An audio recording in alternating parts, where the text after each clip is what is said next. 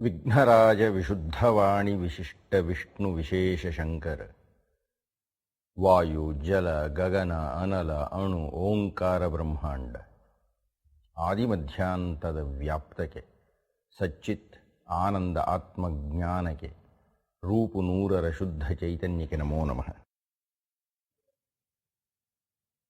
ಆತ್ಮೀಯ ಭಗವದ್ಗೀತಾ ತಪಸ್ವಿಗಳೇ, ತಪಸ್ಸನ್ನು ಮಾಡಲಿಕ್ಕೆ ಹೋಗಿ ಅಧರ್ಮದಲ್ಲಿ ನಡೆದಂತಹ ಪಾತ್ರಕರ್ಣನದು. ಹೌದು, ಪರಶುರಾಮರ ಹತ್ತಿರ ಧನುರ್ವಿದ್ಯಾ ತಪಸ್ಸಿಗೆ ಹೋದಾತ. ಆದರೆ ಆತನ ಉಪಕ್ರಮ ಸುಳ್ಳಿನಿಂದ ಶುರುವಾಗಿಬಿಡಿತು. ಹೀಗಾಗಿ ಕೇವಲ ತಪಸ್ಸು ಮಾಡುವುದು ಮುಖ್ಯ ಅಲ್ಲ, ಆ ತಪಸ್ಸಿನ ಆದಿ ಮಧ್ಯ ಅಂತ್ಯ ಆಗಿರತಕ್ಕ ದಾರಿಯೂ ಬಹಳ ಪ್ರಧಾನವಾದದ್ದು. ಕರ್ಣ ಕೇವಲ ತನ್ನ ಹುಟ್ಟಿನ ಕಾರಣದಿಂದಾಗಿ ಕರುಣೆಯನ್ನು ಅಪೇಕ್ಷೆ ಪಟ್ಟರೆ ಅದು ಸಲ್ಲ ಅಂತ ನಾನು ಹಿಂದಿನ ಉಪನ್ಯಾಸದಲ್ಲಿ ಚರ್ಚೆ ಮಾಡಿದ್ದೇನೆ. ಕರ್ಣನ ಬಗ್ಗೆ ಅತ್ಯಂತ ಅತಿಶಯವಾಗಿ ಕರ್ಣನ ಪರವಾಗಿ ಮಾಡತಕ್ಕಂಥ ಒಂದು ಬೃಹತ್ ವಾದವನ್ನು ಕುರಿತು ಈ ದಿವಸ ನಾನು ಚರ್ಚೆ ಮಾಡಲಿದ್ದೇನೆ. ಮೇಲ್ನೋಟಕ್ಕೆ ಅದು ತಾಯಿ ಮಕ್ಕಳ ಭೇಟಿಯಾಗಿ ತಾಯಿ ತನ್ನ ಕರುಣೆಯ, ತನ್ನ ಮಮತೆಯ, ತಾಯ ಒಡಲಿನ ಪ್ರೀತಿಯನ್ನು ಪಣವಾಗಿ ಇಟ್ಟು ಕರ್ಣನನ್ನ ಸೆಳೆದು ಬಿಟ್ಲು, ಎಳೆದು ಬಿಟ್ಲು. ಅದು ಕಾರಣ ಕರ್ಣ ದುರ್ಬಲನಾಗಿ ಬಿಟ್ಟ, ನಿರ್ಬಲನಾಗಿ ಬಿಟ್ಟ, ಗತಿ ಕಾಣದೇ ಆಗಿಬಿಟ್ಟ. ಇನ್ನೇನು ಮಾಡೋದು ಅಂತ ಹೇಳಿ ತಾಯಿಗೆ ಒಲಿದು ಬಿಟ್ಟ. ಹಾಗೆ ಒಲಿದದ್ದರಿಂದ ಮುಂದೆ ಸರಿಯಾಗಿ ಯುದ್ಧ ಮಾಡಲಿಕ್ಕೆ ಆಗಲಿಲ್ಲ ಆತನಿಗೆ ಅನ್ನುವ ಚಿತ್ರಣದ ಹಿನ್ನೆಲೆಯಲ್ಲಿ ಎಲ್ಲವನ್ನು ಕುಂತಿಯ ಮೇಲೆ ಹಾಕಿಬಿಡ್ತಾರೆ. ಕುಂತಿ ಬಿಡಿ, ಕುಂತಿಯ ಪಾತ್ರವನ್ನು ನಾನೀಗ ಚರ್ಚೆ ಮಾಡಲಿಕ್ಕೆ ಹೋಗೋದಿಲ್ಲ. ಆದರೆ ಕುಂತಿ ಬಹಳ ದೊಡ್ಡ ಕೆಟ್ಟ ತಾಯಿ ಅಂತ ಅನ್ಸುತ್ತೆ ನನಗೆ. ಶ್ರೀ ಶಂಕರಾಚಾರ್ಯ ಹೇಳಿದರು, ಕುಮಾತಾ ನಭವತಿ ಅಂತ. ಕೆಟ್ಟ ತಾಯಿ ಹುಟ್ಟೋದೇ ಇಲ್ಲ ಕಣೆ. ಅಪ್ಪಂದ್ರೆ ಕೆಟ್ಟವರಾಗಿರಬಹುದು, ಆದರೆ ತಾಯಿ ಕೆಟ್ಟವಳಾಗ್ಲಿಕ್ಕೆ ಸಾಧ್ಯ ಇಲ್ಲ. ಆದರೆ ತಾಯಿಯೂ ಕೆಟ್ಟವಳಾಗಬಹುದು ಅನ್ನುವುದಕ್ಕೆ ಕುಂತಿಯೇ ಒಂದು ದೊಡ್ಡ ಉದಾಹರಣೆ. ಆಕೆ ಕರ್ಣನನ್ನ ಹೆತ್ತಾಗ ಹೆದರಿಕೊಂಡು ಕರ್ಣನನ್ನು ಬಿಟ್ಟು ಬಿಟ್ಲಲ್ಲ, ಅದಕ್ಕಾಗಿ ನಾನು ಆಕೆಯನ್ನ ಟೀಕೆ ಮಾಡಲಿಕ್ಕೆ ಹೋಗ್ತಾ ಇಲ್ಲ. ಅದು ಬಹುಶಃ ಯಾವುದೇ ಒಬ್ಬ ಕನ್ನಿಗೆ ಆಗಬಹುದಾದಂಥ ಸಮಸ್ಯೆ ಅದಲ್ಲ. ಆದರೆ ಎಂದೂ ಏನೂ ಗಮನವನ್ನು ತೆಗೆದುಕೊಳ್ಳದೆ ಕೊನೆಯಲ್ಲಿ ಪಾಂಡವರ ಸಂರಕ್ಷಣೆಗಾಗಿ ಕರ್ಣನ ಹತ್ತಿರ ಹೋಗಿ ಬೇಡಿಕೊಂಡು ಬಿಟ್ಟಳಲ್ಲ, ಅದು ಅವಳು ಮಾಡಕೂಡದಾದಂಥ ಬಹುದೊಡ್ಡ ಪಾಪ. ಅದು ಇರಲಿ, ನಾವು ಆ ಸಂದರ್ಭವನ್ನು ಬಹಳ ಗಂಭೀರವಾಗಿ ಚರ್ಚೆ ಮಾಡಬೇಕಾಗಿದೆ. ಯಾಕೆಂದರೆ ಈ ಸಂದರ್ಭದ ತೀರ್ಪೇ ಕರ್ಣನನ್ನ ಇಲ್ಲ ಮೇರು ಶಿಖರಕ್ಕೆ ಎತ್ತಿಕೊಂಡು ಹೋಗ್ಬಿಡ್ತಾ ಇತ್ತು, ಅಥವಾ ರಸಾತಲಕ್ಕೆ ತುಳಿದು ಬಿಡ್ತಾ ಇತ್ತು.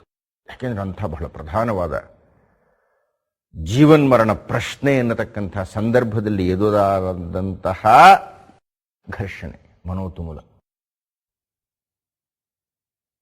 ಬಹುಶಃ ಈ ಸಂದರ್ಭದಲ್ಲಿ ಕರ್ಣನೇನಾದರೂ ಯೋಗ್ಯವಾಗಿ ನಡೆದು ಬಿಟ್ಟಿದ್ದಿದ್ದರೆ ಆತನ ಮೇಲೆ ಇಲ್ಲಿಯ ತನಕ ನಾನು ಮಾಡಿದ ಆಪಾದನೆಗಳನ್ನೆಲ್ಲ ವಾಪಸ್ ತಗೊಂಡ್ಬಿಡ್ತಾ ಇದ್ದೆ. ಆದರೆ ಕರ್ಣ ಈ ಸಂದರ್ಭದಲ್ಲಿ ದುರ್ಬಲನಾಗಿ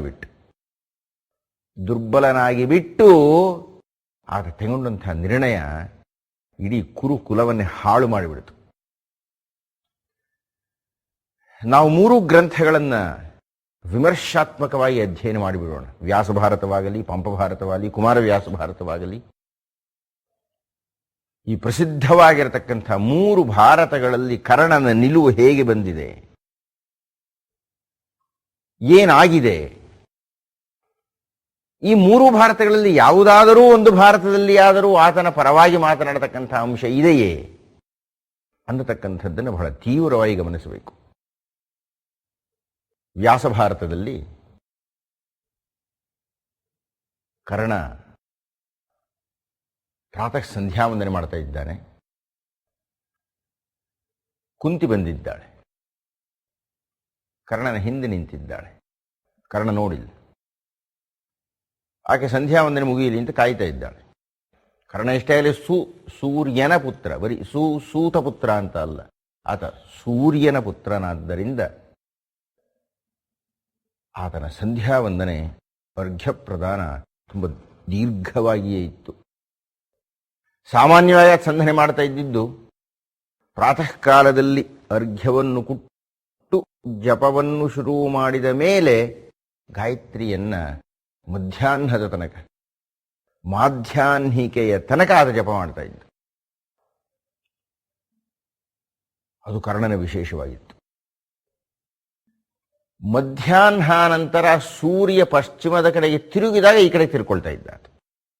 ಆ ದಿವಸವೂ ಹಾಗೆ ಆಯಿತು.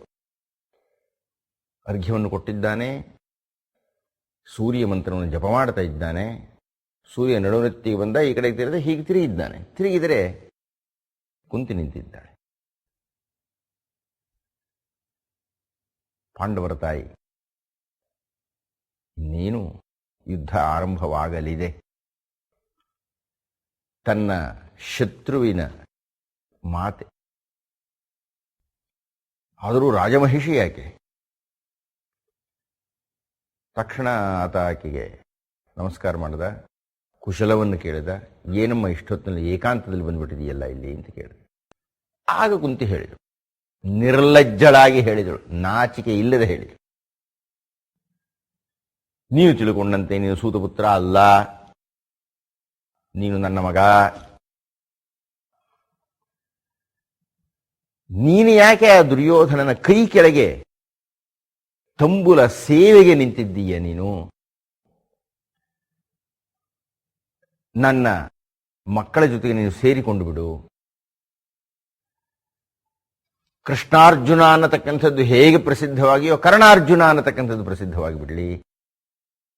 ನೀನು ಬಂದು ಬಿಟ್ರೆ, ನಮ್ಮ ಜೊತೆ ಸೇರ್ಕೊಂಡು ಬಿಟ್ರೆ ಎದುರಿಸುವವರು ಯಾರಿದ್ದಾರೆ? ಇವರೆಲ್ಲರಿಗೂ ಅಣ್ಣ. ನೀನೇ ರಾಜನಾಗಿ ಬಿಡ್ತೀಯ. ಏನು ಕುಂತಿ ಶುದ್ಧಳಾಗಿ ಹೇಳ್ತಿದ್ದಾಳೆ ಇದನ್ನ? ಯಾವನೇ ಒಬ್ಬ ರಾಯಭಾರಿ, ಯಾವನೇ ಒಬ್ಬ ಪಿತೂರಿ ಮಾಡತಕ್ಕಂಥವನು ಶತ್ರುವಿನ ಮನಸ್ಸನ್ನು ಗೆಲ್ಲಲಿಕ್ಕೆ ಮಾಡಬಹುದಾ ಅಂತ ಎಲ್ಲ ಪ್ರಯೋಗಗಳನ್ನು ಕುಂತಿ ಮಾಡಿಬಿಟ್ಟಿದ್ದಾಳೆ. ಕೇವಲ ನಾವು ತಾಯಿ ಮಗ ಇಷ್ಟೇ ಅನುಬಂಧವನ್ನು ನೋಡಿಬಿಟ್ರೆ ಕರ್ಣ ಬಹಳ ದೊಡ್ಡ ಮಾತನ್ನಾಡ್ಬಿಡ್ತಾನೆ, ಬಹಳ ದೊಡ್ಡ ವ್ಯಕ್ತಿಯಾಗಿ ವರ್ತಿಸ್ತಾನೆ ಕರ್ಣ. ಆದರೆ ನಮಗೆ ಬೇಕಾಗಿರತಕ್ಕಂಥ ಕೇವಲ ಕರ್ಣ ತಾಯಿ ಮಗನ ಸಂಬಂಧದಲ್ಲಿ ಅಲ್ಲ, ತಾಯಿ ಈ ಹೊತ್ತು ಬಂದು ಹೇಳ್ಕೊಳ್ತಾ ಇದ್ದಾಳೆ. ಆತನಿಗೆ ಅವಮಾನವಾದಾಗ, ನೀನು ರಾಜನೇ ಅಂತ ಪ್ರಶ್ನೆ ಕೇಳಿದಾಗ, ತನ್ನ ಬೆಂಬಲಕ್ಕೆ ಯಾರೂ ಇಲ್ಲದೆ ಇದ್ದಾಗ, ಸೂತಪುತ್ರ ನೀನು ಅಂತ ಟೀಕೆ ಮಾಡಿದಾಗ, ಸೂತೋವಾ ಸೂತಪುತ್ರೋವಾ ಯೋವಾ ಕೋವಾ ಭವಿಷ್ಯತಿ, ಅವನು ಬಹಳ ಅದ್ಭುತವಾಗಿ ಉತ್ತರ ಕೊಟ್ಟಿರ್ತಾನೆ ಆ ದಿವಸ ವ್ಯಾಸ ಭಾರತದಲ್ಲಿ. ದೈವಾಯುತ್ತಂ ಕುಲೇ ಜನ್ಮೇ ಮದಾಯತ್ತಂತು ಪೌರುಷಂ ಅಂತಾನೆ ಅವನು. ಅಯ್ಯ, ಯಾವ ಕುಲದಲ್ಲಿ ಹುಟ್ಟುತ್ತೀವಿ ಅನ್ನತಕ್ಕಂಥದ್ದು ದೈವಕ್ಕೆ ಸಂಬಂಧಪಟ್ಟಿದ್ದು. ಮದಾಯತ್ತಂತು ಪೌರುಷಂ, ನನ್ನನ್ನು ಕೇಳಬೇಕಾದ್ರೆ ನನ್ನ ಪೌರುಷವನ್ನು ಕೇಳಯ್ಯ ಅಂತ ಹೇಳಿದ್ದ ಆ ದಿವಸ ಅಸ್ತ್ರವಿದ್ಯಾ ಪ್ರದರ್ಶನದ ಸಂದರ್ಭದಲ್ಲಿ. ಹಾಗೆ ಅಂದು ಅವನನ್ನು ಸೂತ ಸೂತ ಸೂತ ನೀನು ರಾಜನಲ್ಲ ಅಂತ ಹೇಳಿದಾಗ ಯಾರೂ ರಕ್ಷಣೆಗೆ ಬರಲಿಲ್ಲ. ಈ ಕುಂತಿ ಸುಮ್ಮನೆ ಕೂತ್ಕೊಂಡ್ಬಿಟ್ಟಿದ್ಲು, ಮಾತೇ ಆಡಲಿಲ್ಲ, ಮೂರ್ಛೆ ಹೋಗ್ಬಿಟ್ಲು. ಆಯಿತು, ಆಮೇಲಾದ್ರೂ ಹೇಳ್ಬೋದಾಗಿತ್ತಲ್ಲ.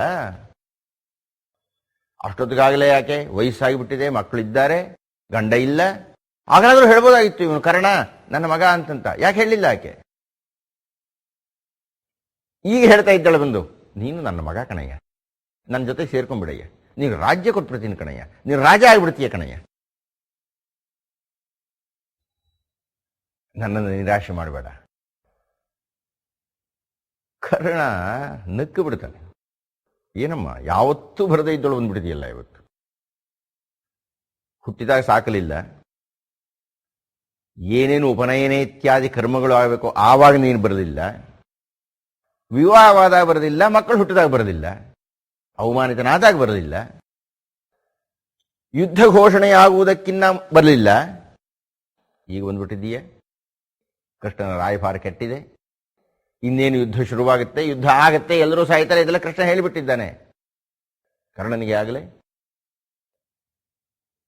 ಇದೆಲ್ಲ ಆದ ಮೇಲೆ ಈಗ ಬಂದಿದೆಯಲ್ಲ ನೀನು ನನ್ನ ಜೊತೆಗೆ ಬಾ ಅಂತ. ಅಯ್ಯೋ, ಕುಂತಿ ಸಾಯಬೇಕಾಯಿತು ಕರ್ಣನ ಈ ಮಾತುಗಳನ್ನು ಕೇಳಿ. ನಿರ್ಲಜ್ಜಳು ಆಕೆ, ಕೇವಲ ಪಾಂಡವ ಪಕ್ಷಪಾತಿಯಾಗಿದ್ದಳು ಆಕೆ. ಪಾಪ ಕರ್ಣ ಇಷ್ಟು ವರ್ಷ ಅವಳ ಸಖ್ಯದಲ್ಲಿರಲಿಲ್ಲ, ಈಗ ಬಂದಿದ್ದಾಳಲ್ಲ, ಏನಾದ್ರು ಅವನ ಕುಶಲಕ್ಕೆ ಯೋಚನೆ ಮಾಡಿದ್ದಾಳೆ ಯಾಕೆ? ಕೇವಲ ಪಾಂಡವರಿಗೆ ರಕ್ಷಣೆ ಸಿಗಬೇಕು ಅನ್ನುವ ಅರ್ಥದಲ್ಲಿ ಕರ್ಣನನ್ನು ಬೇಡ್ತಾ ಇದ್ದಾಳೆ. ಕೆಟ್ಟ ತಾಯಿಯಾಗಿ ಬಿಟ್ಟಳು. ಮಗ ಬಹಳ ದೊಡ್ಡವನಾಗಿ ಬಿಟ್ಟ. ಕರ್ಣನನ್ನು ನಾನು ಏನೇ ಟೀಕೆ ಮಾಡಿದರೂ ಈ ಸಂದರ್ಭದಲ್ಲಿ ಆತ ನಡೆದುಕೊಂಡದ್ದು ಬಹಳ ಉಚಿತವಾಗಿತ್ತು. ಕೆನ್ನಿ ಕೊಟ್ಟು ವಾಪಸ್ ಕಳಿಸ್ಬೇಕಾಯಿತು ಅನ್ಸುತ್ತೆ ನನಗೆ.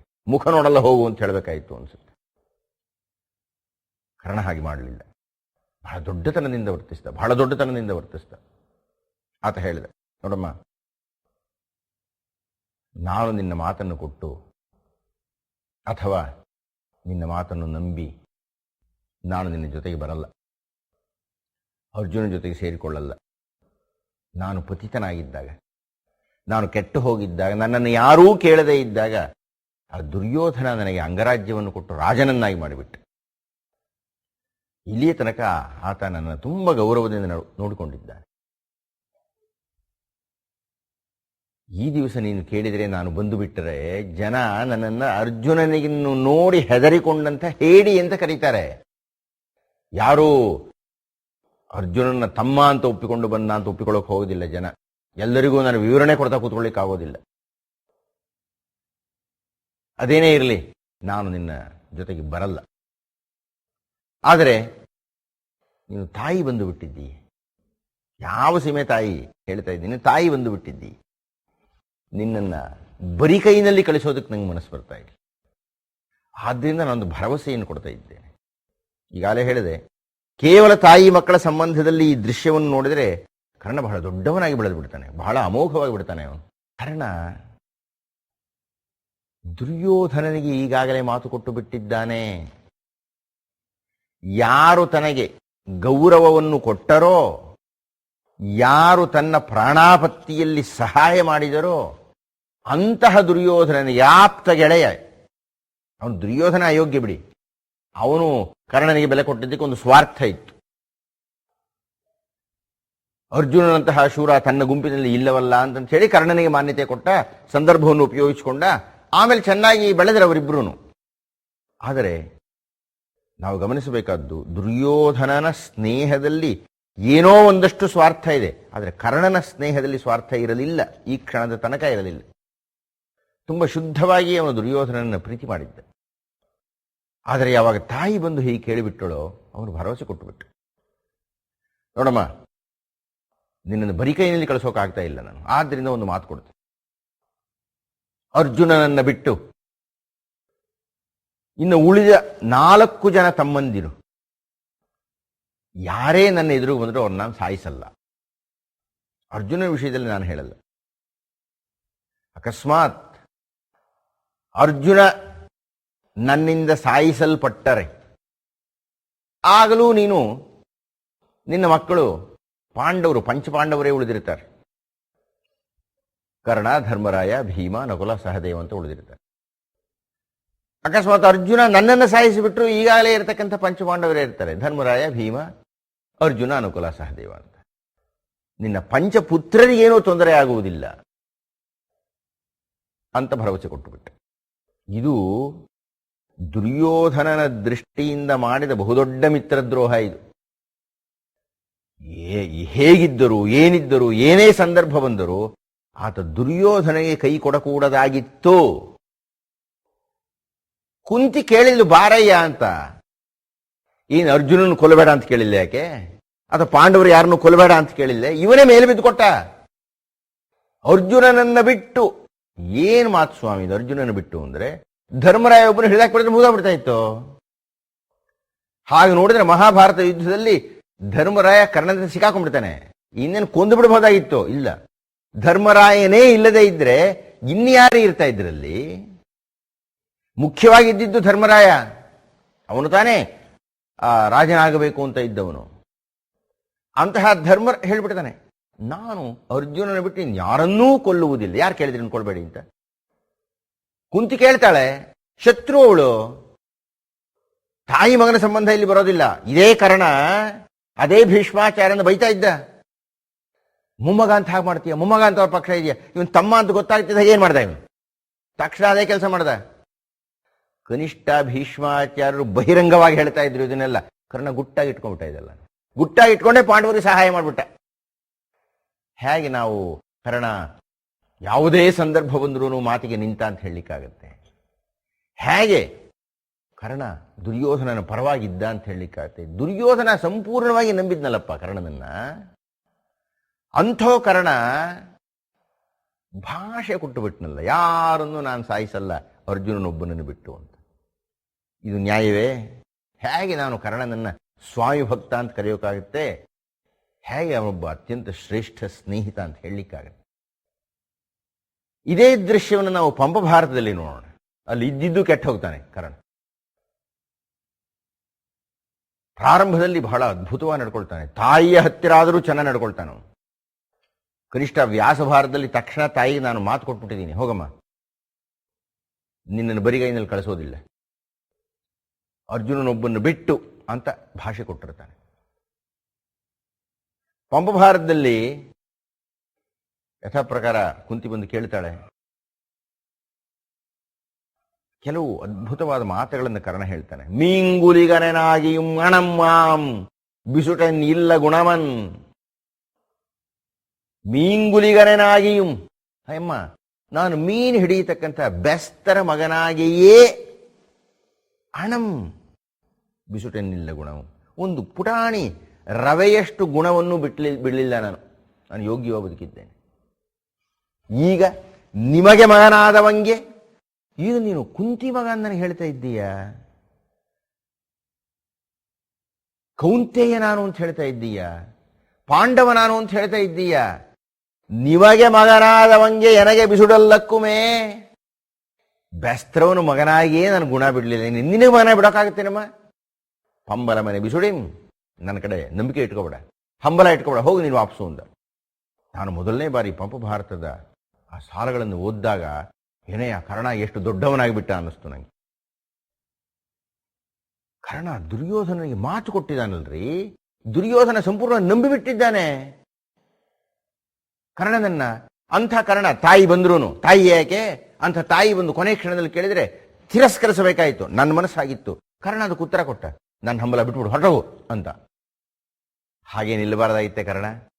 ಹಾಗೇ ಅವನು ಮಾತು ಉಳಿಸ್ಕೊಂಡಿದ್ದಿದ್ರೆ ಇಷ್ಟು ದೊಡ್ಡವನಾಗ್ಬಿಡ್ತಾ ಇದ್ದ ಆತ. ಆದರೆ ಮರುಕ್ಷಣದಲ್ಲಿ ಹೇಳ್ತಾನೆ, ನನ್ನ ಒಂದು ವೀರ ಪ್ರತಿಜ್ಞೆಯನ್ನು ಕೇಳು.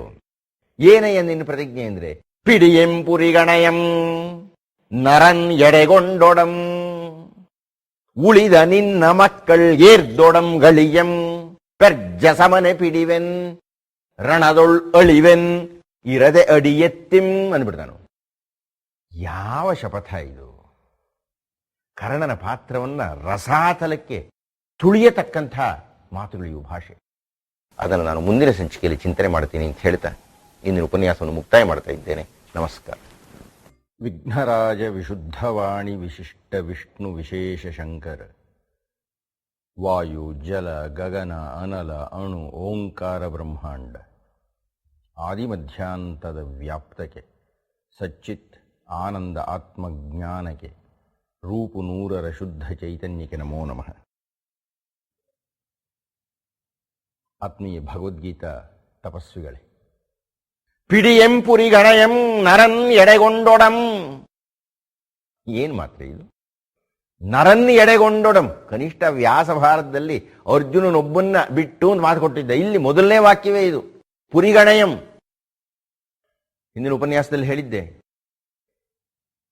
ಇಂದ್ರ ಬಂದು ಕವಚವನ್ನ ವಿಲೇವಾರಿ ಮಾಡಿದಾಗ, ಲೇವಾದೇವಿ ಮಾಡಿಕೊಂಡಾಗ, ವ್ಯಾಪಾರ ಮಾಡಿದಾಗ, ಬಹಳ ಜನ ದಾನ ದಾನ ಅಂತ ಹೇಳ್ತಾರಲ್ಲ, ಆ ದಾನವಲ್ಲದ ವ್ಯಾಪಾರ ಮಾಡಿಕೊಂಡಾಗ ಆ ಕವಚವನ್ನು ಕೊಟ್ಟು ಶಕ್ತಿಯಾಯುಧವನ್ನು ತಗೊಂಡಿದ್ದೆ. ಆ ದಿವಸ ಇಂದ್ರ ಹೇಳಿದ್ದ, ಈ ಬಾಣವನ್ನು ನೀನು ಯಾರ ಮೇಲೆ ಬಿಟ್ಟರೆ ಅವನು ಸಾಯಿಸ್ಬಿಡುತ್ತೆ. ಆ ಪುರಿಗಣೆಯನ್ನ, ಆ ಶಕ್ತಿಯಾಯುಧವನ್ನ, ಆ ಇಂದ್ರ ಕೊಟ್ಟಂಥ ಮಹಾ ಅಸ್ತ್ರವನ್ನ ಇಂದ್ರಾಸ್ತ್ರವನ್ನ ಇಟ್ಕೋಬೇಕಾಯ್ತು. ಅರ್ಜುನನ್ನ ಹೊಡಿತೀನಿ ಅಂತ ಇಟ್ಕೋಬೇಕಾಯ್ತು. ಇಲ್ಲಿ ಭಾಷೆ ಕೊಡ್ತಾ ಇದ್ದಾನೆ. ಪಿಡಿಯಂ ಪುರಿ ಗಣಯಂ ನರನ್ಯಡೆಗೊಂಡೊಡಂ. ಅರ್ಜುನ ನನ್ನ ಮೇಲೆ ಬಿದ್ರೂನು ನಾನು ಈ ಬಾಣ ಪ್ರಯೋಗ ಮಾಡಲ್ಲ. ಮುಗಿದಾಯ್ತಲ್ಲ, ಇನ್ನೇನು ಪ್ರಯೋಜನ? ಮುಂದೆ ಸೈಂಧವ ಸತ್ತಾಗ ಆ ರಾತ್ರಿ ಯಥಾಪ್ರಕಾರ ನಮ್ಮ ದ್ರೋಣಾಚಾರ್ಯರು ಅತ್ಯಂತ ಕೆಟ್ಟ ಯುದ್ಧವನ್ನು ಮಾಡತಕ್ಕಂಥ ನಿಸ್ಸೀಮರಾದವರು. ಮತ್ತೆ ಮತ್ತೆ ಈ ವಾಕ್ಯ ನೆನಪಿಸಿಕೊಳ್ಳಬೇಕು. ಭೀಷ್ಮಾಚಾರ್ಯರು ಸೈನಾಧಿಪತಿಯಾಗಿದ್ದಾಗ ಒಂದೇ ಒಂದು ದಿವಸವೂ ಒಂದೇ ಒಂದು ಸಂದರ್ಭದಲ್ಲಿಯೂ ಅನ್ಯಾಯ ಅವರ ಕಡೆಯಿಂದ ನಡೆಯಲಿಲ್ಲ. ಆಗ ನಡೆದರೆ, ಅಕಸ್ಮಾತ್ ನಡೆದಿದ್ರೆ ಅದು ಪಾಂಡವರ ಕಡೆಯಿಂದಲೇ ಅನ್ಯಾಯ ನಡೀತು. ಭೀಷ್ಮರು ಶರಸನ್ಯಾಸವನ್ನು ಮಾಡಿದ ಮೇಲೆಯೂ ಬಾಣ ಬೀಳಕ್ಕೆ ಶುರು ಮಾಡಿಬಿಟ್ರು ಆತನ ಮೇಲೆ. ಅದು ಮಹಾ ದೊಡ್ಡ ತಪ್ಪು ಪಾಂಡವರು ಮಾಡಿದ್ದು. ಅರೆ, ನಾನು ಯುದ್ಧನೇ ಮಾಡಲ್ಲ ಅಂತ ಭೀಷ್ಮಾಚಾರ್ಯ ಕೆಳಗಿಡ್ತಾ ಇದ್ದಾರೆ ಶಸ್ತ್ರವನ್ನ, ಆಗ ಬಾಣ ಬೀಳೋದೆ ಅವ್ರ ಮೇಲೆ.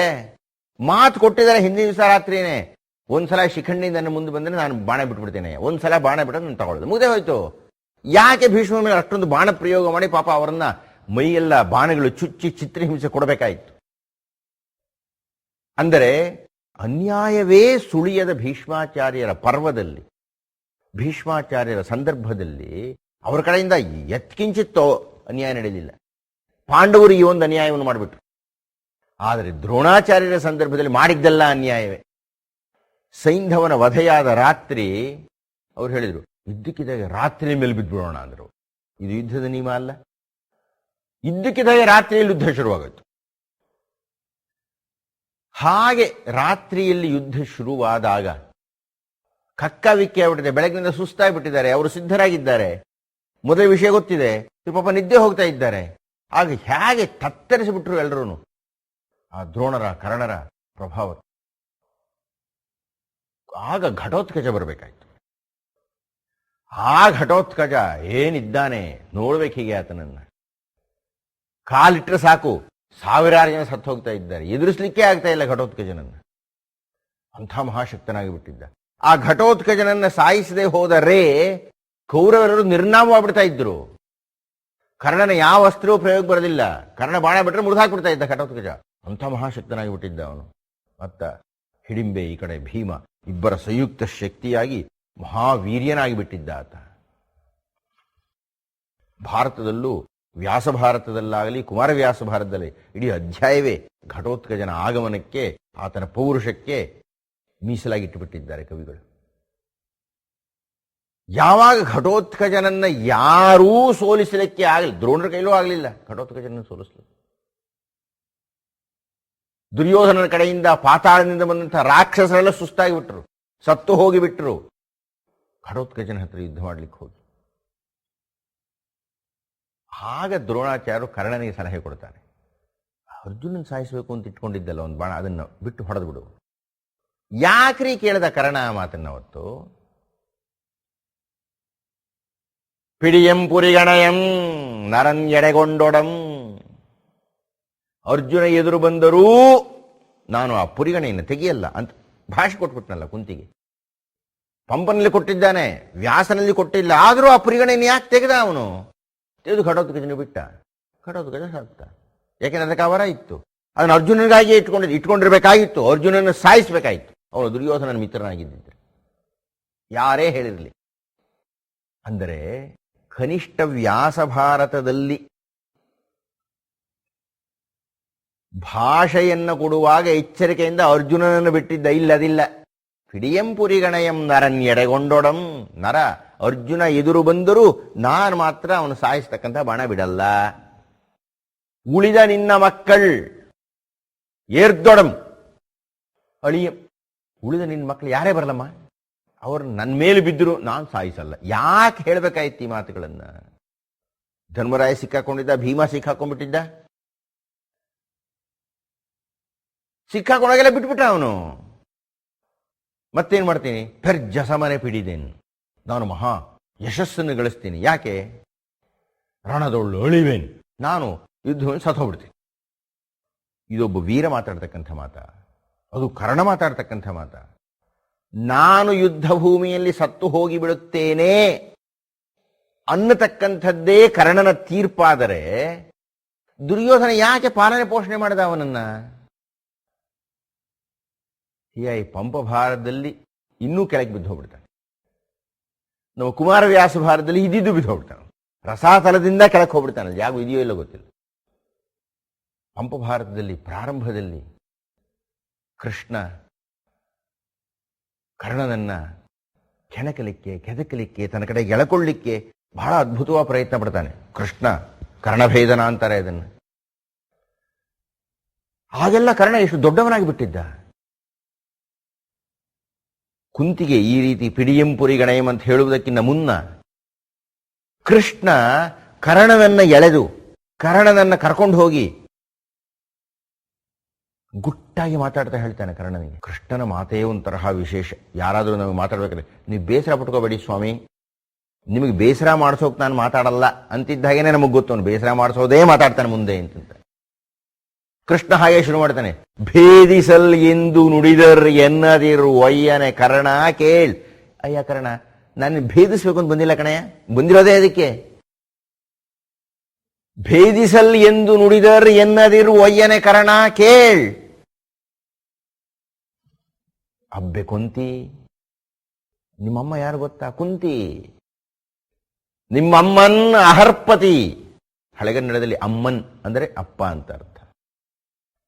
ನಿನ್ನ ಅಮ್ಮನ್ನ ಅಹರ್ಪತಿ. ನಿಮ್ಮಪ್ಪ ಯಾರು ಗೊತ್ತೇನೆಯ? ಸೂರ್ಯ. ಪಾಂಡವರು ನಂದನ, ಪಾಂಡು ನಂದನರ್ ಸೋದರರ್. ಅಯ್ಯ ಪಾಂಡುವಿನ ಮಕ್ಕಳು ನಿನ್ನ ಸೋದರರು ಕಣಯ್ಯ ಪಾಂಡವರು. ಮೈದುನನೆಯಾಂ, ನಾನು ನಿನ್ನ ಮೈದುನ. ಏನು ಕರ್ಣಗಿನ್ನ ಚಿಕ್ಕವನು ಕೃಷ್ಣ. ನಾನು ಭಾವಮೈನ ಕಣಯ್ಯ, ನೀ ನಂಗೆ ಭಾವ ಆಗ್ಬೇಕು. ಈಗಲೇ ಹೇಳೋದೆಲ್ಲ ಬಿಟ್ಟು ನೀನತೆ ನೀನಿರೇ. ಏನಯ್ಯ ಇದು? ನಿನ್ನಂಥ ನೀರಿರ್ಬೇಕಾಯಿದ್ರೆ ಪೆರರ್ ನರೇಂದ್ರರೇ ಬೇರೆಯವ್ರು ಹೇಗೆ ರಾಜ ಆಗೋಕ್ಕಾಗುತ್ತೆ? ದೊಡ್ಡ ಬಾಂಬ್ ಹಾಕ್ಬಿಟ್ಟ ಅವನ ತಲೆ ಮೇಲೆ.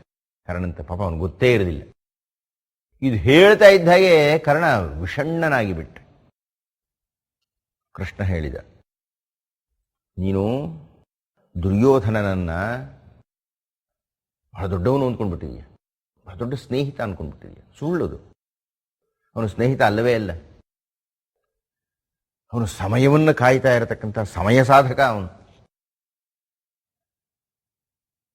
ಹಿಂದೊಂದು ದಿವಸ ಜ್ಞಾಪಕ ಇದೆಯಾ ಹಿಂಗೆ ಏನಾಯ್ತು ಅಂತ? ಒಂದ್ಸಲ ಬೇಟೆ ಆಡ್ಲಿಕ್ಕೆ ನೀವಿಬ್ರು ಹೋಗಿದ್ರಿ. ಒಬ್ಬರ ಆಶ್ರಮಕ್ಕೆ ಹೋದ್ರಿ. ಸತ್ಯಂತಪ ಅಂತ ಆ ಋಷಿ ಹೆಸರು. ಆ ಋಷಿ ಆಶ್ರಮಕ್ಕೆ ಹೋದ್ರೆ ಆ ಋಷಿಗಳು ಮಣೆಯನ್ನ ಹಾಕುವಂತ ಶಿಷ್ಯನಿಗೆ ಹೇಳಿದಾಗ ನಿನಗೆ ಮಣೆ ಹಾಕ್ಬಿಟ್ರು ಮೊದಲು. ನಿನಗೆ ಬಹಳ ಸಂಕೋಚ ಆಯಿತು. ಏನಿದು, ನಂಗೆ ಮಣೆ ಹಾಕ್ತಾ ಇದ್ದಾರಲ್ಲ, ದುರ್ಯೋಧನ ತಾನೇ ಮೊದಲು ಮಣೆ ಹಾಕ್ಬೇಕಾದ್ದು, ಅವನ್ ತಾನೇ ಚಕ್ರವರ್ತಿ ಅಂತ. ದುರ್ಯೋಧನರು ಒಳ್ಳೆ ಸಂಕೋಚ ಆಗ್ಬಿಡ್ತು ಅವನಿಗೆ. ಏನ್ ನಾನು ಇರಬೇಕಾದ್ರೆ ಕರ್ಣನಿಗೆ ಮಣೆ ಹಾಕಿ ಕೂತ್ಕೊ ಅಂತ ಹೇಳ್ತಿದ್ದಾರಲ್ಲ. ಆಮೇಲೆ ದುರ್ಯೋಧನ ಹೇಳಿದ ಕರ್ಣನಿಗೆ, ನೀನು ಸ್ವಲ್ಪ ಹೊರಗೆ ಹೋಗು ಅಂತ. ಆಯ್ತು ಸ್ವಾಮಿ, ಅವನು ಹೊರಗೆ ಬಂದ. ಅವ್ ಕೇಳ್ತಾನಂತ, ಯಾಕೆ ಸ್ವಾಮಿ ನೀವು ಮಣೆ ಅವನು ಮೊದಲು ಕೊಟ್ರಿ, ನನಗೆ ಯಾಕೆ ಕೊಡ್ಲಿಲ್ಲ? ಆಗ ಅವ್ರು ಹೇಳ್ತಾರೆ, ಅಯ್ಯೋ ಪೆದ್ದಣ್ಣ ಅವ್ನು ನಿಮ್ಮ ಅಣ್ಣ ಅಂತಂತ. ಅಣ್ಣನ ಮನೆ ಕೊಡದೆ ನಾನು ತಮ್ಮನ ಕೊಡ್ಲಾ ಅಂತ ಕೇಳ್ತಾರೆ ಅವರು. ಜ್ಞಾಪಕ ಇಲ್ವಾ ನಿನಗೆ? ಆ ದಿವಸ ದುರ್ಯೋಧನ ತೀರ್ಮಾನ ಮಾಡಿದ, ಮುಳ್ಳೊಳೆ ಮುಳ್ಳನೆ ತೆಗೆವೆನ್. ಮುಳ್ಳು ತೆಗೆಯೋಕೆ ನೀನೊಂದು ಮುಳ್ಳು ಬೇಕು, ಅದರಿಂದ ಪಾಂಡವನ ಸಾಯಿಸ್ಬೇಕಾದ್ರೆ ಪಾಂಡವನಿಂದಲೇ ಸಾಯಿಸ್ತೀನಿ ನಾನು ಅಂತ ನಿರ್ಣಯಕ್ಕೆ ಬಂದಾತ. ಗೊತ್ತಾಯಿ ಗುಟ್ಟು ಅಂತ ಕೇಳಿದ. ಎಂಥ ಅತ್ಯುತ್ತಮವಾಗಿರತಕ್ಕಂಥ ಉತ್ತರ ಕೊಟ್ಬಿಡ್ತಾನೆ ಕೃಷ್ಣ. ನೀನು ಏನೇ ಹೇಳು, ನಾನೊಂದು ಘಟನೆ ಹೇಳ್ತೀನಿ ಕೇಳು. ಭಾನುಮತಿ ಸೋಲ್ತೊಡೆ ಸೋಲಮ್ಮನ್ ಈವುದೆಂದು ಕಾಡುತ್ತಿರ ಲಂಬಣಂ ಪರಿಯೇ. ಇನ್ನೊಂದು ದಿವಸ ಏನಾಯ್ತು ಗೊತ್ತಾ ಕಥೆ? ದುರ್ಯೋಧನ ಭಾನುಮತಿ ಪಗಡೆ ಆಟವನ್ನು ಆಡ್ತಾ ಇದ್ದಾರೆ. ಹಾಗೆ ಆಟ ಆಡ್ತಾ ಇದ್ದಾಗ ಇದ್ದಕ್ಕಿದ್ದಾಗ ಯಾವುದೋ ಒಂದು ರಾಜಕಾರ್ಯ ಬರುತ್ತೆ. ದುರ್ಯೋಧನ ಹೋಗಬೇಕಾಗುತ್ತೆ. ಆಗ ಪಕ್ಕದಲ್ಲಿ ಕರ್ಣನಿಗೆ ಹೇಳ್ತಾನೆ, ನನ್ನ ಹೆಂಡತಿ ಜೊತೆ ಆಟ ಆಡ್ತೀರಯ್ಯ ಅಂತ ಹೇಳ್ತಾನೆ. ಹೇಳಿ ಅವನು ಹೋಗ್ತಾನೆ. ಇವ್ರಿಬ್ಬರು ಆಟ ಆಡ್ತಾ ಇದ್ದವರು ಸ್ವಲ್ಪ ಹೊತ್ತು ಆಟ ಆಡಿದ ಮೇಲೆ ಇಬ್ಬರು ಹೇಳ್ತಾರೆ, ಸುಮ್ಮನೆ ಆಟ ಆಡಿ ಏನು ಪ್ರಯೋಜನ, ಪಣ ಇಡಬೇಕು. ಏನು ಪಣ ಇಡಬೇಕು?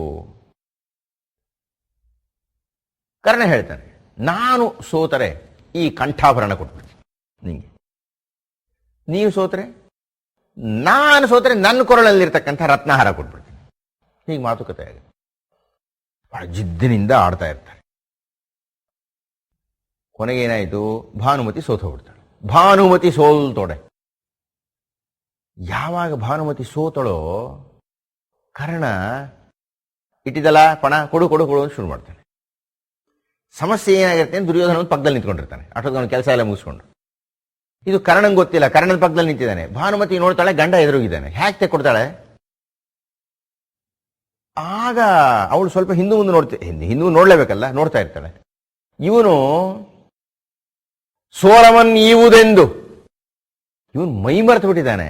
ಯಾರೆದುರು ಯುದ್ಧ ಮಾಡ್ತಾನೆ, ಪಡೆ ಆಟ ಆಡ್ತಾನೆ, ಜ್ಞಾನವೇ ಇಲ್ಲ ಅವನಿಗೆ. ಮಹಾರಾಣಿಯವಳು, ತನ್ನ ಆಪ್ತ ಸ್ನೇಹಿತ, ತನಗೆ ಯಾರು ಆಶ್ರಯ ಕೊಟ್ಟಿದ್ದಾರೋ ಅವನು. ಕೊಡೋದಿಲ್ಲ ಕಪ್ಪ, ಕೊಡೋದಿಲ್ಲ ಸೋತಿರೋದು, ಪಣ ಕೊಡ್ತಾ ಇಲ್ವಾ ಅಂತ ಹೇಳಿ ಕುತ್ತಿ ಕೈ ಹಾಕಿ ಬಿಡ್ತಾನೆ. ಕೈ ಎಳೆದು ಬಿಡ್ತಾನೆ. ಲಂಬನಂ ಪರಿಯೆ ಎಳೆದಾಗ ಸರ ಇಷ್ಟು ಹರಿದೋಗ್ಬಿಡುತ್ತೆ. ಮುತ್ತು ರತ್ನ ಎಲ್ಲ ಚೆಲ್ಲಾಡ್ಬಿಡುತ್ತೆ. ಆಗ ಪಕ್ಕದಲ್ಲಿ ನಿಂತಿದ್ದ ದುರ್ಯೋಧನ ಚಪ್ಪಳೆ ತಿಟ್ಬಿಡ್ತಾನೆ. ಒಳ್ಳೆ ಕೆಲಸ ಮಾಡಿದೆ ಕಣ, ಸೋತರು ಕೊಡ್ಬೇಕು ಕಣಯ್ಯ.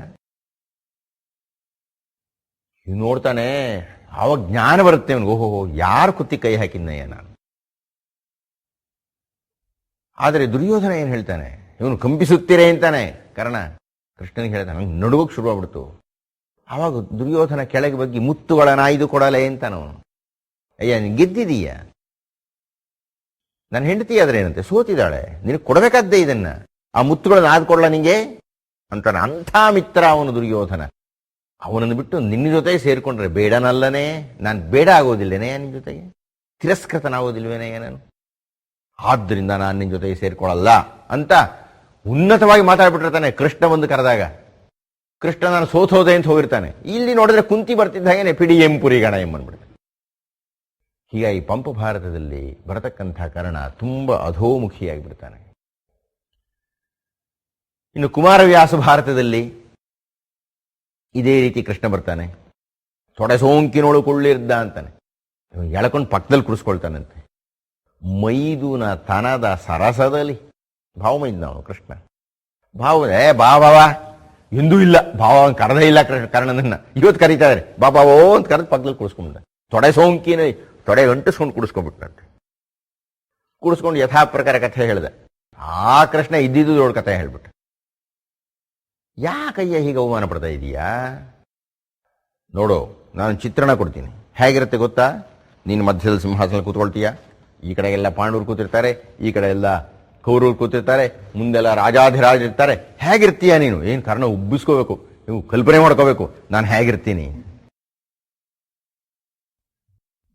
ನೀನ್ ಬಾ, ಪಾಂಡವ ಜೊತೆ ಸೇರ್ಕೋ, ನಾನು ನಿನ್ನ ಮೈದುನ ಅಂತ ಗರ್ವ ಪಡೋ. ಪಾಂಡವರೆಲ್ಲ ನನ್ನ ಮಾತು ಕೇಳ್ತಾರೆ, ನಾನು ಹೇಳ್ತಿದ್ದಾಗೆ ಸಾಕು, ಎಲ್ಲ ಬಂದು ನಿನ್ನ ಕಾಲ ಮೇಲೆ ಬಿದ್ಬಿಡ್ತು. ಧರ್ಮರಾಯನ್ ನಿನ್ನ ಕಾಲ ಮೇಲೆ ಬೀಳಿಸ್ತೀನಿ ನಾನು, ಬಾ ನನ್ನ ಜೊತೆಗೆ. ದುರ್ಯೋಧನ ಬಿಡ್ಬಿಡು. ಕರ್ಣಭೇದನ ಮಹಾ ಕುಶಲಿ, ಆದರೆ ಕರ್ಣ ಬಿಗಿಯಾಗಿರ್ತಾರೆ. ಕಾದು ಒಡೆ ಪಾಂಡವರು ಸಹೋದರರು ಅವನು ಹೇಳ್ತಾನೆ. ಬಹಳ ಹೊತ್ತು ಯೋಚನೆ ಮಾಡ್ತಾ ಇದ್ದಾನವನು. ಕಾದು ಒಡೆ ಪಾಂಡವರು ಸಹೋದರರು ಕೊಲ್ಲಲಿಲ್ಲ. ಅಯ್ಯೋ ಕೃಷ್ಣ, ಎಂಥ ಕೆಲಸ ಮಾಡದಯ್ಯ. ಪಾಂಡವರು ನನ್ನ ಸಹೋದರರು ಅಂತ ಹೇಳಿ ಆ ದುರ್ಯೋಧನ ಸಾಯಿಸ್ಬಿಟ್ಟು, ಈಗಲೇ ಸಾಯಿಸ್ಬಿಟ್ಟೆ. ನಾನು ಇಲ್ಲಿಯ ತನಕ ಅವರನ್ನು ಸಾಯಿಸಬೇಕು ಅಂತಿದ್ನಲ್ಲ, ಹೇಗೆ ತಮ್ಮಂದರು ಅಂತ ಕೇಳಿ ಸಾಯಿಸಲಿ? ಪಾಂಡವರು ಸಹೋದರರು ಕೊಲ್ಲಲಿಲ್ಲ, ಸಾಯಿಸ್ಲಿಕ್ಕಾಗಲ್ಲ. ಅವರನ್ನ ಸಾಯಿಸದೆ ಕಾದೊಡೆ ಪಾಂಡವರನ್ನ ಸಾಯಿಸಲ್ಲಪ್ಪ, ಬರೀ ಯುದ್ಧ ಮಾಡ್ತೀನಿ ಅಂತ ಯುದ್ಧ ಮಾಡಿದ್ರೆ ಕೌರವಂಗೆ ಅವನಿಯೋಳು ಹುಗಲಿಲ್ಲ, ಕೌರವಂಗೆ ಪಟ್ಟ ಸಿಗೋದೇ ಇಲ್ಲ. ಪಾಂಡವರು ಮಾತ್ರ ಬದುಕಿರ್ತಾನೆ, ಬೇರೆಯವ್ರು ಮಾತ್ರ ಸಾಯಿಸ್ತಾ ಇರ್ತೀನಿ ಅಂದ್ರೆ ಕೌರವನ ಪ್ರಯೋಜನ ಏನು ಮಾಡಿದಾಗಾಯ್ತು ಅಂತ ಹೇಳ್ತಾನೆ. ಚಿಂತೋದಹಿಯಲ್ಲಿ ಅದ್ದಂತೆ ಮೌನದೊಳಿರ್ದನಾಕರಣ, ಮೌನವಾಗಿ ಬಿಡ್ತಾನೆ ಅವನು, ಏನು ಉತ್ತರ ಹೇಳಲ್ಲ ಅಂತ. ಅದು ನಮ್ಮ ಕೃಷ್ಣ ಬಿಡ್ತಾನೆಯೇ, ಹೇಳು ಹೇಳು ಹೇಳು ಚುಚ್ಚಲಿಕ್ಕೆ ಶುರು ಮಾಡ್ತಾನೆ. ಕೊನೆ ಕರ್ಣ ತಗೊಂಡ ನಿರ್ಣಯ ಎಂಥದ್ರಿ? ನಾನು ಮೊದಲನೇ ಬಾರಿ ಕುಮಾರವ್ಯಾಸ ಭಾರತವನ್ನು ಓದಿದಾಗ ಆತನ ವಾಕ್ಯ ಕೇಳಿ, ಮೊದಲನೇ ವಾಕ್ಯ ಅದ್ಭುತವಾಗಿದೆ. ಮಾರಿಗೌತಣವಾಯಿತು ನಾಳಿನ ಭಾರತವು. ಏನಾಯ್ತು ಗೊತ್ತಾ? ಭಾರತದಲ್ಲಿ ಯುದ್ಧ ನಡೆದಾಗ ಮಾರಿಗೌತಣವಾಯಿತು. ಫಲ ಕರ್ಣ ಒಳ್ಳೆ ಜ್ವರ ಉತ್ತರ ಕೊಡ್ತಾ ಇದ್ದಾನೆ ಕಣೆ. ಚತುರಂಗ ಬಲದಲ್ಲಿ ರಣದಲ್ಲಿ ಸುಭಟ ಕೋಟಿಯೇನು ತೀರಿಸು. ಕೋಟಿ ಜನ ಸೈನಿಕನ ಸಾಯಿಸ್ಬಿಡ್ತೀನಿ ಕಣಯ್ಯ. ಪರವಾಗಿಲ್ಲ, ಚೆನ್ನಾಗಿದೆ. ಕೌರವನ ಋಣ ಹಿಂಗೆ. ಕೌರವ ಇಲ್ಲಿ ತನಕ ನನ್ನ ಸಾಕಿಬಿಟ್ಟಿದ್ದಾನಲ್ಲ. ಯಾವಾಗಲೂ ಸೈನಿಕರ ಯೋಗ್ಯತೆ ಗೊತ್ತಾಗತಕ್ಕಂಥದ್ದು ಯುದ್ಧ ಬಂದಾಗ. ಯುದ್ಧ ಯಾವಾಗಲೂ ಒಂದ್ಸಲ ಬರ್ತಾ ಇರುತ್ತೆ. 10-20 ವರ್ಷ ಸೈನಿಕರನ್ನು ಪೋಷಣೆ ಮಾಡ್ತಾನೇ ಇರ್ತದೆ ರಾಜ್ಯ ದೇಶ. ಆಗ ಅವರು ತಮ್ಮ ಋಣವನ್ನು ತೀರಿಸಬೇಕು. ಕರ್ಣ ಹೇಳ್ತಾನೆ, ಕೌರವನ ಋಣ ಹಿಂಗೆ. ಏನ್ ಮಾಡ್ತೀನಿ? ಎಲ್ಲರನ್ನೂ ಕೊಚ್ಚಾಕ್ಬಿಡ್ತೀನಿ. ಆದರೆ ನಿನ್ನಯ ವೀರರೈವರ ನೋಯಿಸೆನು ರಾಜೀವ ಸಖ ನಾಳೆ. ಏನ್ರಿ ಮಾತಿದು? ಕುಂತಿನೇ ಬಂದಿಲ್ಲ ಇನ್ನ, ಕೃಷ್ಣನ ಹತ್ರಲೇ ಭಾಷೆ ಕೊಟ್ಬಿಟ್ಟ. ನಿನ್ನಯ ವೀರರೈವರ ನೋಯಿಸೋದು ಇಲ್ಲ ಅನ್ಬಿಟ್ಟ. ಐವರನ್ನ ನೋಯಿಸೇನು ರಾಜೀವ ಸಖ ನಾಳೆ. ನಮ್ಮ ಅಪ್ಪನಿಗೂ ನೀನು 5 ಜನಕ್ಕೆ ಏನು ಮಾಡಲ್ಲ ಕಡೆ. ಕುಂತಿ ಬರಲೇಬೇಕಾಗಿಲ್ಲ ಈಗ. ಆಮೇಲೆ ಇಲ್ಲೇ ಭಾಷೆ ಸಿಕ್ಕೋಯ್ತು. ವ್ಯಾಸ ಭಾರತದಲ್ಲಿ ಕನಿಷ್ಠ ಕುಂತಿ ಬಂದಾಗ ಅರ್ಜುನನನ್ನು ಬಿಟ್ಟು ಮಿಕ್ನಾದವರು ಸೋಲಿಸಲ್ಲ ಅಂದ. ಪಂಪ ಭಾರತದಲ್ಲಿ ಕುಂತಿ ಒಂದು ಪ್ರಾರ್ಥನೆ ಮಾಡಿದ ಮೇಲೆ ಯಾರನ್ನೂ ಸಾಯಿಸಲ್ಲ ಅಂದ. ಕುಮಾರವ್ಯಾಸ ಭಾರತದಲ್ಲಿ ಕುಂತಿ ಬರೋಕ್ ಮುಂಚೆನೆ ಪ್ರಮಾಣ ಮಾಡ್ಬಿಟ್ಟ, ನಮ್ಮ ಅಪ್ಪನಿಗೂ ನಾನು ಯಾರನ್ನೂ ಸಾಯಿಸಲ್ಲ ಕಣೆ. ಆತ್ಮೀಯರೇ, ದಯವಿಟ್ಟು ಯೋಚನೆ ಮಾಡಿ. ಕರ್ಣನ ಪರವಾಗಿ ಯೋಚನೆ ಮಾಡತಕ್ಕಂಥವ್ರು ಯೋಚನೆ ಮಾಡಿ. ಕರ್ಣನ ಬಗ್ಗೆ ಅಯ್ಯೋ ಪಾಪ ಅನ್ನತಕ್ಕಂಥವ್ರು ಚಿಂತನೆ ಮಾಡಿ. ಎಷ್ಟು ಕೆಟ್ಟವನಾಗಿ ಬಿಟ್ಟ, ಎಷ್ಟು ಮಿತ್ರ ದ್ರೋಹ ಮಾಡಿಬಿಟ್ಟ ದುರ್ಯೋಧನನಿಗೆ. ಅವನು ನಿಜವಾಗಲೂ ಯೋಗ್ಯನಾಗಿದ್ದರೆ, ಅವನು ಪ್ರಪ್ರಥಮವಾಗಿ ತೇರ್ಗಡೆಯಾಗಬೇಕಾಗಿದ್ದರೆ, ಕೃಷ್ಣ ಬಂದಾಗ ತಿರಸ್ಕರಿಸಿ ಕುಂತಿ ಹತ್ರಲು ತಿರಸ್ಕಾರ ಮಾಡಿ ಅರ್ಜುನನ ನಾನು ಸಾಯಿಸ್ತೀನಿ ಅಂತ ಪಣ ತೊಟ್ಬಿಡ್ಬೇಕಾಯ್ತು. ಅರ್ಜುನ ಸಾಯಿಸ್ಬಿಡ್ಬೇಕಾಯ್ತು. ದುರ್ಯೋಧನನ ದೃಷ್ಟಿಯಿಂದ ನೋಡಿದರೆ ಅರ್ಜುನನನ್ನು ಯಾವಾಗ ಸಾಯಿಸಲ್ಲ ಅಂದನೋ ಆಗಲೇ ಮಿತ್ರದ್ರೋಹ ಶುರುವಾಗಿ ಹೋಯಿತು. ಹೇಗೆ ಈ ಕರ್ಣನನ್ನು ನಂಬುವುದು? ಯಾವ ಕರ್ಣನನ್ನು ನಂಬಿ ದುರ್ಯೋಧನ ಯುದ್ಧಕ್ಕೆ ತೊಡಗಿದ್ದನೋ ಅಂತಹ ದುರ್ಯೋಧನ ಕೈ ಕೊಟ್ಬಿಟ್ನಲ್ಲ ಕರ್ಣ. ಹೇಗೆ ಕರ್ಣನನ್ನು ಪ್ರಶಂಸೆ ಮಾಡಲಿಕ್ಕಾಗುತ್ತೆ? ವೀರ ಧೀರ ಶೂರ ಕರ್ಣ ಅಂತ ಹೇಳಿ ಅವನು ಮಹಾ ಸ್ನೇಹಿತನಿಗಾಗಿ ಜೀವ ಎಲ್ಲಿ ಕೊಟ್ಟ ಜೀವನ. ಸ್ನೇಹಿತನಿಗೆ ಏನು ಕೊಡಲಿಲ್ಲ ಅವನು, ಪಾಂಡವರಿಗಾಗಿ ಕೊಟ್ಟ ಅವನ ಜೀವವನ್ನು. ಅಷ್ಟೇ ಅಲ್ಲ, ಎಷ್ಟು ಹಿಂಜರಿದು ಬಿಟ್ಟ ಅವನು ಅಂದ್ರೆ, ಈಗ ಅವನು ದುರ್ಯೋಧನನ ಪರವಾಗಿ ಯುದ್ಧ ಮಾಡ್ತೀನಿ ಎನ್ನತಕ್ಕಂಥದ್ದು ಛಲ ಅವನಿಗೆ ಇದ್ದಿದ್ದರೆ ಭೀಷ್ಮಾಚಾರ್ಯರಿಗೆ ಪಟ್ಟ ಕಟ್ಟಿದ್ರಲ್ರಿ. ಭೀಷ್ಮರಿಗೆ ಪಟ್ಟ ಕಟ್ತಾ ಇದ್ದಾಗೆ ಅವನೊಂದು ಪ್ರತಿಜ್ಞೆ ಮಾಡ್ತಾನೆ ಕರ್ಣ. ಈ ಮಾಡೋ ಪ್ರತಿಜ್ಞೆಗಳೆಲ್ಲ ಇಂಥದ್ದೇ ಕರ್ಣಂದು. ಈ ಭೀಷ್ಮಾಚಾರ್ಯರು ಯುದ್ಧ ಭೂಮಿಯಲ್ಲಿ ಯುದ್ಧ ಮಾಡುವ ತನಕ ನಾನು ಯುದ್ಧ ಮಾಡಲ್ಲ ಅಂದ್ಬಿಟ್ಟು. ಇದು ಯಾವ ಸೀಮೆ ಕರ್ಣನ ಸ್ನೇಹ ಇದು? ಅವ ದುರ್ಯೋಧನ ನಂಬಿಕೊಂಡಿದ್ದಾನೆ ಕರ್ಣನನ್ನ, ನಾನು ಯುದ್ಧನೇ ಮಾಡಲ್ಲ ಅಂತಂದ. ಹೀಗಾಗಿ ಕರ್ಣನ ಪಾತ್ರ ವೇಲಾಕುಲ, ಭೀಷ್ಮದ್ರೋಣ ತಟ ಜಯದ್ರಥಜಲ ಗಾಂಧಾರ ನೀಲೋತ್ಪಲ ಶಲ್ಯಗ್ರಾಹವತಿ ಕೃಪೇಣ ವಹನಿ ಕರ್ಣೇನ ವೇಲಾಕುಲ. ಅದು ಬರೀ ಅಲೆ ಕಣಯ್ಯ, ಅದು ಬರೀ ಪಟಾಟೋಪ ಮಾಡತ್ತೆ ಜೋರಾಗಿ. ನಿಜವಾದ್ದೇನು ಶಕ್ತಿ ಇಲ್ಲ ಅದಕ್ಕೆ. ಯಾವ ದೋಣಿನೂ ಬೆಳೆಸೋಕ್ಕಾಗಲ್ಲ ಒಂದು ಅಲೆಗೆ. ಅಂಥವನು ಕರ್ಣ. ಆತ್ಮೀಯರೇ, ಕರ್ಣನ ಪಾತ್ರವನ್ನು ಮುಕ್ತಾಯ ಮಾಡುವುದಕ್ಕಿಂತ ಮುಂಚೆ ಒಂದೇ ಒಂದು ಘಟನೆಯನ್ನು ನಾನು ಕರ್ಣನಲ್ಲಿ ಪ್ರಶಂಸೆ ಮಾಡಬೇಕಾದ್ದಿದೆ. ಅದೊಂದನ್ನು ನಾನು ನೆನಪಿಸಿಕೊಳ್ಳಲೇಬೇಕು. ವಿಮರ್ಶೆ ಮಾಡತಕ್ಕದ್ದು ಬರೀ ಟೀಕೆ ಮಾಡತಕ್ಕದ್ದಲ್ಲ. ಕರ್ಣನಿಗೆ ಭೀಷ್ಮಾಚಾರ್ಯರನ್ನ ಬೈದ ಮೇಲೆ ಅನ್ನಿಸ್ತವನಿಗೆ. ಬೈದ ತಕ್ಷಣ ಅನ್ನಿಸ್ಲಿಲ್ಲ. ಯುದ್ಧ ನೋಡ್ತಾ ಇದ್ದ ಅವನು, ಯುದ್ಧ ಮಾಡ್ತಾ ಇಲ್ಲ ಅವನು, ಯುದ್ಧ ನೋಡ್ತಾ ಇದ್ದಾನೆ. ಭೀಷ್ಮಾಚಾರ್ಯರು ತನಗೆ ಪಾಠ ಹೇಳಿಕೊಟ್ಟಂತಹ ದ್ರೋಣಾಚಾರ್ಯಗಿನ್ನ ದೊಡ್ಡವರು, ಅಥವಾ ತನಗೆ ಪಾಠ ಹೇಳಿಕೊಟ್ಟಂತಹ ಪರಶುರಾಮನನ್ನೇ ಯುದ್ಧದಲ್ಲಿ ಸೋಲಿಸಿದಂತಹವರು. ಅಂತಹ ಭೀಷ್ಮಾಚಾರ್ಯರು ಯುದ್ಧ ಮಾಡ್ತಾ ಇದ್ದಾರೆ. ಯುದ್ಧ 1 ದಿವಸ ಆಯ್ತು, 2 ದಿವಸ ಆಯ್ತು, ಅರೆ ಏನಯ್ಯ ಇದು? 10 ದಿವಸಗಳು ಯುದ್ಧ ಮಾಡಿಬಿಟ್ಟಿದ್ದಾರೆ. ತನಗಿನ್ನ ಅಷ್ಟು ದೊಡ್ಡವರು 10 ದಿವಸಗಳು ಯುದ್ಧ ಮಾಡಿಯೂ ಸೋತು ಬಿಟ್ರಲ್ಲ, ಶರಶೆಯಲ್ಲಿ ಮಲಗಿಬಿಟ್ರಲ್ಲ. ಆಗ ಕರ್ಣನಿಗೆ ಅನ್ನಿಸ್ತು, ತಾನು ಅಂದು ಬೈದಿದ್ದು ತಪ್ಪು. ಒಬ್ಬ ವ್ಯಕ್ತಿಯಲ್ಲಿ ನಾವು ಗಮನಿಸಲೇಬೇಕಾದ ಒಂದು ಬಹಳ ದೊಡ್ಡ ಗುಣ ಅಂತಂದ್ರೆ ತಾನು ಮಾಡಿದ ತಪ್ಪನ್ನು ತಿದ್ದಿಕೊಳ್ಳುವುದು. ಬರೀ ತಿದ್ದಿಕೊಳ್ಳುವುದಷ್ಟೇ ಅಲ್ಲ, ಬಹಿರಂಗವಾಗಿ ತಿದ್ದಿಕೊಳ್ಳುವುದು. ಹಾಗೆ ತಿದ್ದಿಕೊಳ್ಳುವ ಸಂದರ್ಭದಲ್ಲಿ ಅದನ್ನು ಬಾಯಿ ಮೂಲಕ ಹೇಳಿಕೊಳ್ಳತಕ್ಕದ್ದು. ಮುನಸ್ತಲ್ಲೇ ಅಂದ್ಕೊಂಬಿಡೋದಲ್ಲ, ನಾನು ತಪ್ಪು ಮಾಡಿಬಿಡ್ತೀನಿ ಕ್ಷಮಿಸೋಳು ಅಂತ. ಯಾರಿಗೆ ಧಕ್ಕೆ ಮಾಡಿದ್ದಾರೋ ಅವರ ಹತ್ರ ಹೋಗಿ ಕ್ಷಮಾಪಣೆ ಕೇಳತಕ್ಕದ್ದು ಬಹಳ ಕಷ್ಟ. ಅದು ನಮ್ಮ ಅಭಿಮಾನ ಅಡ್ಡ ಬಂದ್ಬಿಡುತ್ತೆ, ನಮ್ಮ ಗೌರವ ಅಡ್ಡ ಬಂದ್ಬಿಡುತ್ತೆ. ಯಾರೇನು ಅಂದ್ಕೊಳ್ತಾರೋ ಅಂದ್ಕೊಂಡ್ಬಿಡ್ತೀವಿ. ಇಲ್ಲ, ಕರ್ಣ ಹಾಗೆ ಮಾಡೋದಿಲ್ಲ. ಅದು ನಾನು ಈಗಲೂ ಕರ್ಣನಲ್ಲಿ ಮೆಚ್ಚತಕ್ಕ ಅಂಶ ಅಂತ ಅನಿಸುತ್ತೆ ನನಗೆ. ಭೀಷ್ಮಾಚಾರ್ಯರ ಹತ್ತಿರಕ್ಕೆ ಕರ್ಣ ಯಾವ ದಿವಸ ಸೇನಾಧಿಪತ್ಯವನ್ನು ತಗೋಬೇಕಾಗಿದೆಯೋ ಆ ದಿವಸದ ರಾತ್ರಿ ಹೋಗ್ತಾನೆ, ಸಂಜೆ ಹೋಗ್ತಾನೆ. ಭೀಷ್ಮರು ಮಲಗಿರ್ತಾರೆ, ಯಾತನೆಯಾಗ್ತಾ ಇದೆ, ಮೈ ತುಂಬ ಬಾಣಗಳು ಚುಚ್ಕೊಂಡು ಬಿಟ್ಟಿದೆ. ಕರ್ಣ ಹೋಗಿ ನಮಸ್ಕಾರ ಮಾಡ್ತಾನೆ. ಯಾರಪ್ಪ ಅಂತ ಕಣ್ಣು ತೆಗಿತಾರೆ. ಮುದುಕರು ತುಂಬ ಯಾತನೆ ಪಡ್ತಾ ಇದ್ದಾರೆ. ಕರ್ಣ ಹೇಳ್ತಾನೆ, ನಾನು ಕ್ಷಮಾಪಣೆ ಕೇಳಿಕೊಳ್ಳಿಕ್ಕೆ ಬಂದೆ. ಕರ್ಣದಲ್ಲಿ ನೋಡಬಹುದಾದಂಥ ಒಂದು ದೊಡ್ಡ ಗುಣ ಅಂದರೆ ಇದು. ತಾನು ಮಾಡಿದ ತಪ್ಪು ಆತನಿಗೆ ಅರಿವಾದಾಗ ಭೀಷ್ಮಾಚಾರ್ಯರ ಹತ್ರ ಹೋಗಿ ಕ್ಷಮಾಪಣೆ ಕೇಳ್ತಾನೆ. ಆದರೆ ಭೀಷ್ಮಾಚಾರ್ಯ ಇನ್ನೂ ದೊಡ್ಡವರ ಮಾತಾಡ್ತಾರೆ. ಆ ಭೀಷ್ಮರ ಪಾತ್ರವೇ ಅಂಥದ್ದು. ಅವ್ರು ಹೇಳ್ತಾರೆ, ಯಾಕಯ್ಯ ಒದ್ದಾಡ್ತೀಯ, ನನಗೂ ನಿನಗೂ ಇಬ್ಬರಿಗೂ ಒಬ್ಬರೇ ಮೇಷ್ಟ್ರು ಕಣಯ್ಯ, ಬಿಡು, ನಾವಿಬ್ರು ಅಣ್ತಮ್ಮದಿದ್ದಾಗ ಏನ್ಬಿಡ್ತಾರೆ ಅವರು. ಅಂಥ ದೊಡ್ಡತನ ಭೀಷ್ಮಾಚಾರ್ಯರು. ಇರಲಿ, ಭೀಷ್ಮರ ಹತ್ರಕ್ಕೆ ಹೋಗಕ್ಕೆ ಯಾರಿಗೂ ಸಾಧ್ಯ ಇಲ್ಲ. ಕನಿಷ್ಠ ಕ್ಷಮಾಪಣೆ ಕೇಳಿಬಿಟ್ನಲ್ಲ ಭೀಷ್ಮಾಚಾರ್ಯರನ್ನು ನೋಯಿಸಿದ ಹಿನ್ನೆಲೆಯಲ್ಲಿ, ಅದು ಕರ್ಣನ ಒಂದು ಒಳ್ಳೆಯ ಗುಣ ಅಂತ ನನಗೆ ಅನಿಸುತ್ತೆ. ಆತ್ಮೀಯರೇ, ಬಹುಶಃ ಕರ್ಣನ ಪಾತ್ರ ಇಷ್ಟು ಸಾಕು ಅಂತ ಅನಿಸುತ್ತೆ. ಹೀಗೆ ನಾವು ಮುಂದಿನ ಪಾತ್ರಕ್ಕೆ ಹೋಗೋಣ. ಅದನ್ನು ನಾನು ಮುಂದಿನ ಸಂಚಿಕೆಯಲ್ಲಿ ಚಿಂತನೆ ಮಾಡ್ತೀನಿ ಅಂತ ಹೇಳ್ತಾ ಇಂದಿನ ಉಪನ್ಯಾಸವನ್ನು ಮುಕ್ತಾಯ ಮಾಡ್ತಾ ಇದ್ದೇನೆ. ನಮಸ್ಕಾರ.